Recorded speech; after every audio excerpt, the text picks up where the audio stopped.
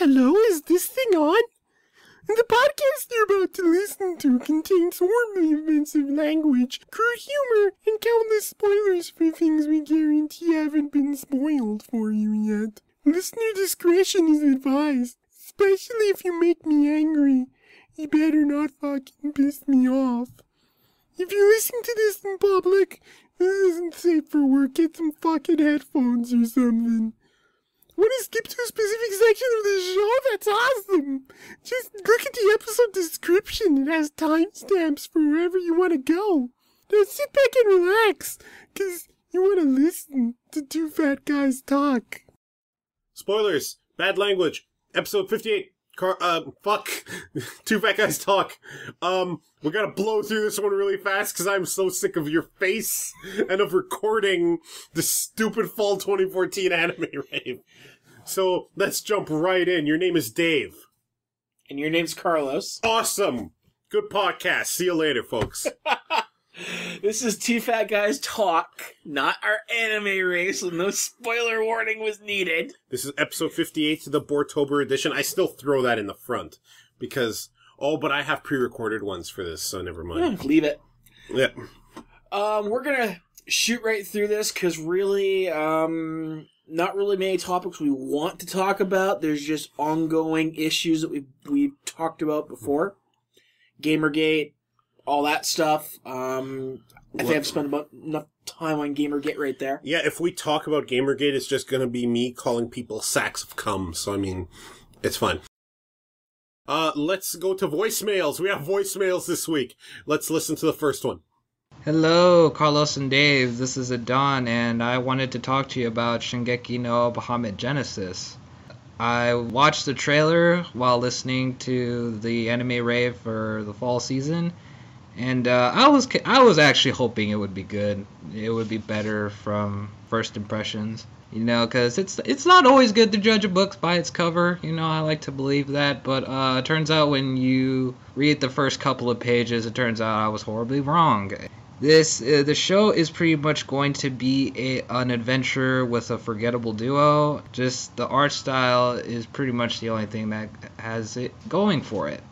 Now I'm just sitting here like an asshole telling you guys how right you are, so I might as well just jump on the Let's Hate Anime wagon. Thank you guys for listening, and I sent this recording of my voice for dual purposes. One is to suck up to you guys, so that's the first one. And the second is that I'm starting a podcast soon, so Carlos definitely knows about it, but in case Dave is listening along, I'm starting a podcast that's about martial arts cinema, so I was hoping I could get your guys' critique on my voice. I already have down that I do sound like I'm asking questions at the ends of my sentences, like this, and I just sound like and I don't really sound clear and concise, and those are some things I'm going to try to fix. Last thing I'd like to say for Carlos is I would like for you to help me through the process of posting an episode. Thank you so much. You guys have a good day. My ears! My ears! Look what you did, Adan. Your voice, he's bleeding from the earlobes. Nah, your voice is fine. You're fine, man. You sound way better than us. Well, Carlos at least. I don't know why you think you're sucking up to us. We're nothing. We have tens of followers. Wow. Then again, looking at our analytics on Google, we got more than tens. Who in Japan is listening to us? Hey, we're better than watching it in Japanese. Oh my god. Knowing how much devotion that the Japanese put into whatever craft they decide to take up, what if there's some fucking Carlos and Dave club at a school? No. And what if they make an anime out of that? Adan, your voice is fine, and I will, like I mentioned to you over Twitter, I'll help you with whatever knowledge I can. Our own implementation of this podcast isn't exactly ideal, so I'll try to give you as many options for you to decide and to take up. And I'm also very interested in a podcast about martial arts movies, because fight scenes in movies is a topic I hold dear to my heart and that I've talked about on aspiring screenwriter forums and in various other places, and with my good buddy Dave here. As far as Bahamut Genesis goes, yeah, we heard the same thing, and we cut that after week 1, so... Yeah, so spoilers, if you haven't yet caught up with that, or we haven't yet released all of week 1, don't listen to that last bit. It's already out for Bahamut Genesis. Oh yeah, that's right. So anyway, yeah, no, we cut that. But Adan, you sent us a second voicemail. Let's hear it. Another anime I wanted to talk about was Shirobako, which I actually found interesting. I haven't found a real reason to invest into the characters. Like, I don't find them that interesting so far, but at least it's not like in this show called Magaka Santo Assistant Santo, where it's like sexual harassment, the anime. So I'll give the show credit for that. So, and I actually found a moment where I kind of did relate with a character in a way, but I know that shouldn't be the highlight of the entire show. So for now, I'm gonna keep watching Shirobako because I'm enjoying it. If you guys ever get to it, I'd say go for it. I kind of want to see this sexual harassment, the anime. It sucked. It sucked? Okay. I hadn't heard of it, so... Basically, female office worker, crew of different, not ethnically diverse SWAT team? I mean, office workers? Not quite. It was just more... It was more boring, and it was her being hit on all the time by her male counterparts, and it wasn't good. So a fucking gross show is basically it. You know, it's not gross. Shirobako. I actually really like Shirobako. Well, okay. You were mixed on it. I like it, but I don't know how much I'm going to care. And yeah, I kind of relate with the characters too, because we've all had that day where we've just had a job where we busted our ass and get like no appreciation for it, even though we got home at like 11 p.m. In a way, it makes me uncomfortable because it's a good look at Japanese workaholism, and we ended up liking the show. My opinion of it was that I liked it, but I'm not sure how much I would care about the source material, but I kind of hope it succeeds.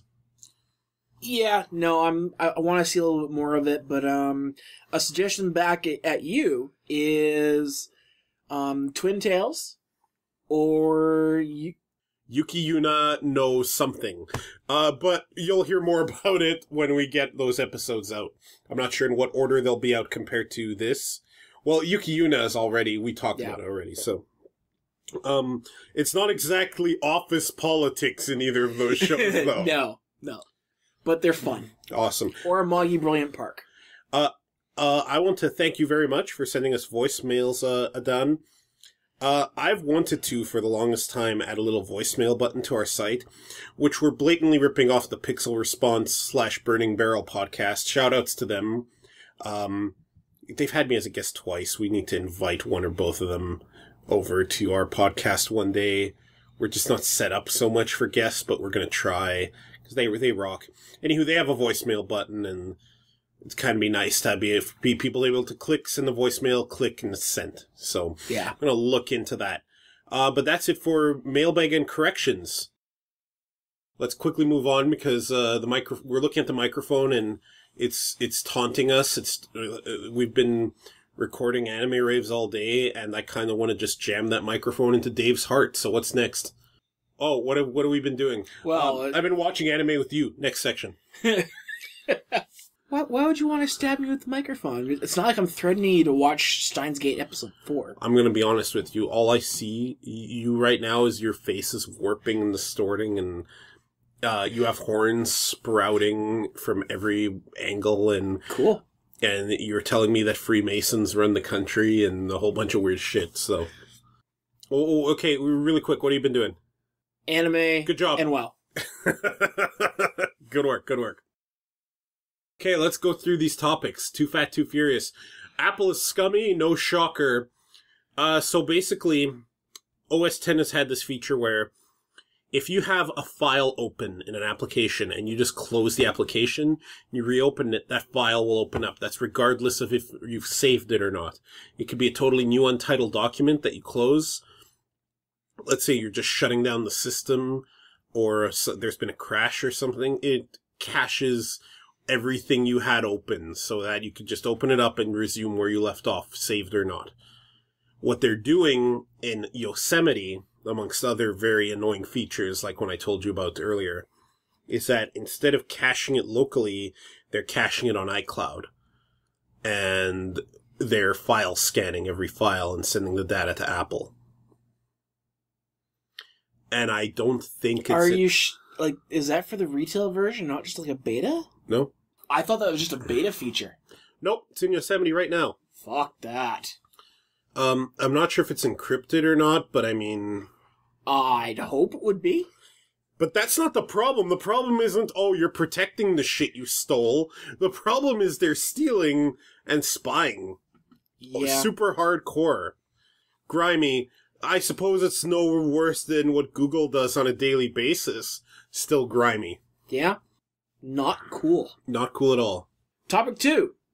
The new 3DS and why it has not come to the United States or Europe. This is another one of those fucking Nintendo moments. Apparently it just we haven't sold enough regular 3DSs, so they're gonna wait? Oh, fuck that. Yeah, and on top of that, games are going to start coming out that require it. So guess what that means? We're not gonna get those games. Until the new 3DS, or the old 3DS rather, has sold enough to justify opening up the market to a new revision. Oh, Nintendo, indeterminate number of steps forward, indeterminate number of steps backwards, consistently and throughout all of time. What really gets me here is one of the big features of the new Smash Brothers for Wii U was the ability to use those Amiibo. Okay, fine. Amiibo figures on both your 3DS and on your Wii U to transfer things back and forth and have a powered up version of the character. Well, if we don't have a 3DS that can read the damn figure, how are you supposed to use it? Yeah. Pretty good point. I mean, what the fuck do they, like... I mean, they're selling it in Australia, for fuck's sakes. This is like if the PlayStation 4 or the Xbox One didn't come out in a region for like a year because they haven't sold enough 360. And again, this does happen, now that I'm thinking about it. This does happen in other regions. But America is getting shunned? But not because the last version needs to sell more. It's more of a, we're not going to open up this market to this new system yet because we don't have the game support, or we don't have the supply for it, etc. Your PS4 and Xbox One did that in some regions because of demand. Not so for the new 3DS. They've literally just said, you haven't sold enough the last one, fuck you, sell more of those. So we're going to sell more of the ones that will become instantly obsolete and not be able to play the new games because fuck you. No. Fuck you, Nintendo. Agreed. Fuck I already had no intention of buying the new 3DS because I thought it was scummy. And now it's just like, fuck you. Agreed. Fuck them. I may still get it. Hopefully it'll be available to me at some reasonable time. You put here Prey 2 finally got cancelled. I didn't realize Prey 2 was still being developed. And that's been an ongoing thing. Prey 2 was first shown at E3 2011. And what they showed had a lot of us pumped. Because Prey 1 did a lot of really interesting things, including making you feel rather, very uncomfortable about how your girlfriend buys it. And then you have to kill her because they turn her into a cybernetic spider monster. Oh, fuck yeah. I have zero context for what you're talking about, and I would prefer to keep it that way. Fair enough. Anyway, Prey 2 has been an ongoing thing that has been in development hell. They would give it to one studio, the studio would either fold or it would get handed on to another studio. Bethesda has been holding on, saying that, no, it's still in development, it's not dead, and now finally they've said, it's not working, we have killed it. So, I figure, based on the fact that Prey 1 was on and dead, like, 5 or 6 times, we'll see Prey 2 pop back up in there a couple years once they get a developer who can actually follow through. It's Bethesda, so to kill Prey 2, they just have to release it like they release any other of their crappy fucking games. Oh god, Doom 4 is under their label. It is. Oh god. It is. Speaking of horror, Drive Club has been delayed indefinitely? So, I know you weren't up on this one. Basically, Drive Club was supposed to release their retail version and a special PlayStation Plus version at the exact same time when it released. The PlayStation Plus game had, I think it was a quarter to a third of the game, tracks, cars, etc. It was a good chunk of the stuff, and then you could upgrade to the full digital version for... Actually, I thought it was a stupid amount of money. It was like, I could buy the game for $70 or I could upgrade for $55. I would rather actually have the disc. Anyway, so when the retail version went live... Keep talking. The servers outright crashed. Even the retail people couldn't touch it, and so the PlayStation Plus version didn't hit Steam, or didn't hit the store. And it still hasn't almost a month later. And so some people are pissed, some people are blaming Sony, saying, this is a good job of releasing this big game on there, when really Sony didn't have any control over this. This is the developer underestimating and doing their servers very poorly. So it's been delayed indefinitely. There is no, well, it might be next week, might be the week after. It's just, yeah, it be fucked, and we're working on it. It be fucked, we may or may not be working on it. Those are the worst, whether they may or may not be doing a day. I don't much care for Drive Club, but if I did, I would be pissed. You know something? I was going to download it and try it just to see how it controlled, see if it was your typical NASCAR / what's the one one of the big driving games? Forza. Forza. Gran Turismo. There you go, Gran Turismo. I wanted to see what they were going to do with it, but I didn't really care. It's been following the train wreck of everything going down. I apologize to you specifically for quickly looking up something on my phone as we were chatting here. I wanted to look up which episode we mentioned something, which will come up here in a moment. You wrote down horror games and why they're not scary. I disagree. When I play Slender, I am terribly scared off my rocker that people think this is a good game. I'm horrified that people don't see it as the Steins Gate level garbage that it is. And I had to look up which episode we did an entire podcast about how Slender sucks, which was episode 22. Wow, you should go back long ago. You should go back and listen to episode 22, people, about how Slender blows and maybe a few ideas of how it could not blow. But not quite what I'm talking about with this topic. Okay, elaborate. Well, what have horror games done for the past decade? Cheap jump scares. Mm-hmm. The clever ones will make you think your system is malfunctioning when it's really the game playing a trick on you. That's scary. Yeah. That one GameCube one, whose name I completely forget, did that to you. Mm. It would be like, when you're running from somebody, you'd be like, your controller is unplugged. You're like, what the fuck? Hey, wait a minute. Yeah, you're pressing menu. It's like, wait a second, horror games don't tend to be scary these days. They do have the cheap jump scares. I mean, I probably had more actual scary runs of Skyrim than I do in a game like Resident Evil or insert name of Minecraft zombie games here sort of thing. The ones where you're crafting your guns and your buildings and everything else to hold off the hordes. It's not scary. I'm going to be honest with you, the only horror game out in recent memory that I actively want to play is The Last of Us. And that's saying something considering I watched the Super Best Friends play through the whole game and I still want to play through it. Yeah.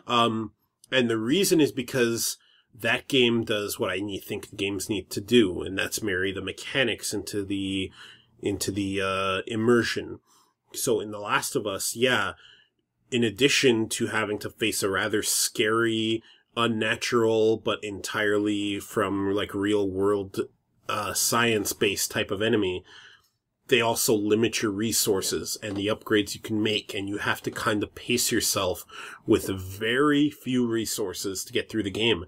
So it's scary aesthetically, but it's also scary mechanically because you might not have enough. And you see, you've got it right there, though. That's not a horror game. That's pretty horrific. It's pretty frightening to me to run out of bullets when I need to. You are correct in that the atmosphere and the situation makes The Last of Us way more fucking scary than any horror game I can think of in the past decade. Well, I would argue, let's not get too into the semantics of what is and isn't a game, because I've done that in the past. And a brief little segue into Shitlord Or what a horror game is? A brief segue into Shitlord Saga territory. Me for doing that whole Minecraft isn't a game thing. I've seen too many bullshit-ass gamer gators talk about what is and isn't a game, and seeing their disgusting fucking behavior makes me realize that I'm allowed to not like a game or an entire genre without being an asshole. So I apologize for that. Back to reality. The thing is, let's not get too hung up over the semantics of what is and isn't a true horror game. When I think of a horror game, I think of a game that elicits horror and fear. And as a game, it must use what a game can do over a film or a book or a novel or a TV series. And that's interactivity. So you are shown in, you need to be shown the consequences of failure. They need to be psychologically frightening to you, and the mechanics need to play up at that. If The Last of Us just gave you infinite ammo, and they do in a couple of scenes where there are other problems you're facing, so if they just gave you infinite ammo, it would not be anywhere near as scary. Because why would it? You have infinite fucking ammo. You don't fear this man when you have an infinitely reloading gun. The scariest scene in a game for me had no combat, had no enemies, and had no mechanic other than walking around to it. And this was a level in Thief 2. It was about halfway through the game, and I mean that game was full of combat, sneaking around. Well, a lot of combat if you sucked at sneaking. And so you're in a former insane asylum / orphanage. You know, because people seem to mix those two together at some point in history. And you're walking through this building. There's no lights. All you have is the creaking of the wood and different sounds happening. You know, a kid crying or laughing. It's just the atmosphere creeped you the fuck out because you were waiting for something to jump out at you. But nothing ever did. Just downright fucking creepy. Oh, cool. And I like moments like that interspersed in my games. Secret of Evermore, a very underrated action RPG on the Super NES that fans hated because they thought it was responsible for not getting the infinitely inferior Seiken Densetsu 3 to come out here. Had a lot of dungeons that relied on ambience and very little music and kind of atmosphere to creep you out, like the forest maze, and other locations that were very maze-like and made you kind of scared to be in it. They were unsettling, not because the game is a horror game per se, but because they created the specific environment was haunted, not necessarily haunted, but haunted in like the feeling of it, right? This isn't like, say, a Mario Ghost House, where in a Mario Ghost House, that's just the theme of the level. The theme of the level is haunted house. Yeah. But mechanically, it's like anything else. Arguably, for all my shitting on the new Super Mario Brothers games for being overrated, and they are, one thing I do like about them, and Mario Galaxy 2 had moments of like this, and even the first Mario Galaxy, is that the ghost levels do feel pretty creepy. Like, you're hearing the scary music, platforms aren't behaving the way they should, and there's laughter as a floor drops out from under you. And that is legit frightening, at least in the fun way a Mario game can be frightening, right? So, I don't think it's that horror games suck. I think it's that horror unfortunately, too many games take horror as being shitty, slender walking simulator. Instead of thinking about, hey, we were making a game. How can our mechanics and our aesthetic marry to create an immersive horror experience? Well, that was Too Fat, Too Furious for this week. No Shitlord Saga, no Shitlords. How Two Fat Guys Would Do It. Last Airbender Book 3. We've put this off long enough, but we're not going to take a lot of time in it. Okay, here's how my Book 3 works. Zuko's joined at the end of Book 2. He's taken them, of course, under a disguise for himself, because they'll recognize his burnt-ass, burnt face, through the Fire Kingdom, and kind of, each new location kind of gives them a new pet thing to do for that segment of the film, such as getting Sokka to meet the Master. And I still want to be a strong Sokka from the start, but he can still meet this Master and duel him and perhaps refine his technique a bit. And learning that the Fire Nation has reappropriated some of the technology. I still said they should be technologically superior, but perhaps they've even reappropriated even more of Sokka's ideas into their lineup, and seeing that be a major factor. But for the most part, other than Zuko being with them at the beginning, the film of Book 3 probably works like a lot of Book 3 did. Some of the episodic stuff where Zuko and Sokka go to the Boiling Rock would probably be folded into the journey of the film. But otherwise, it would probably go on and end similarly to how it ended in the show. Book 3 was pretty damn strong as far as the series goes. I disagree. I thought the last half of Book 3 was super good, and the first half was kinda shitty. The first half of Book 3 had episodes like, oh, we're gonna teach kids how to dance at school. Oh man, the Painted Lady, the worst episode in all of Avatar. Not likely. The worst. Nope. It had shitty fucking episodes that didn't really add to anything. And then the last half was awesome, so we can already trim a lot of fat for a film. I think the only thing I would change from Book 3 in the way that it happened, to go along with all my other changes, is I don't think I'd have Aang be the one who finally defeated the Fire Lord. You're gonna have to make a really good case for why the protagonist isn't directly the guy who beats the antagonist. You're gonna have to make a really good case for this. Go. I'm not even really gonna make much of a case for it. I'd actually have it as both Zuko and Aang both fighting. Okay, I'm okay with that since they were both the protagonists of the show anyway. I thought you were going to say something like, well, it turns out that they can't fight him for some reason because he died. No. I'd actually change it from Zuko being hurt by Azula, and I just have Katara fight her and kick her ass. If that means Zuko gets to share the spotlight with Aang, I am all aboard this. And this is where I would change it. I mean, in mine, yeah, Aang still got his ass kicked and almost died. Where I would change in the final battles, I would make it so that it isn't by luck that Aang gets smacked into a rock and, Avatar state turns back on. Because actually, I thought that was make shit up level. It was pretty lucky. That was just like, oh, look at this. It was pretty lucky, but let me counter with this. It was pretty lucky that Setzer had another airship handy. Because if he didn't have another fucking airship, they were fucked. Yep. Anyway, I would actually have it that, Zuko would block a massive attack. See that Aang is still hurt there, and do something to reactivate his ability. In my unwritten and never going to be finished because they went ahead and made Korra a fan-made kind of sequel to the Last Airbender TV show that I never will finish now, I posited, because the main characters would have been Zuko and Sokka, I posited that perhaps a fire bending, it being energy and fire coming from life, that it could be used to heal as well. A sufficiently talented firebender, perhaps someone who's not so good at other elements of firebending, like Zuko, could tap into. Maybe you could work this into the third film somehow, and this lets him heal the damage done to Aang's spine. And then go kick Ozai's ass.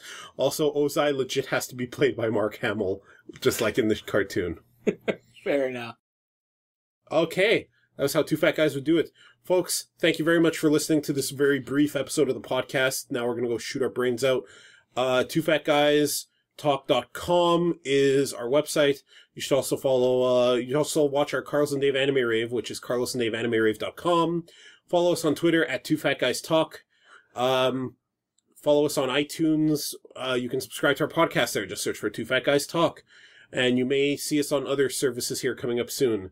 Dave, did you have fun in this miniature episode? Yep. Tell them about all the fun you had. Lots of fun. Excellent. My name's Carlos. Your name's Dave. We're out.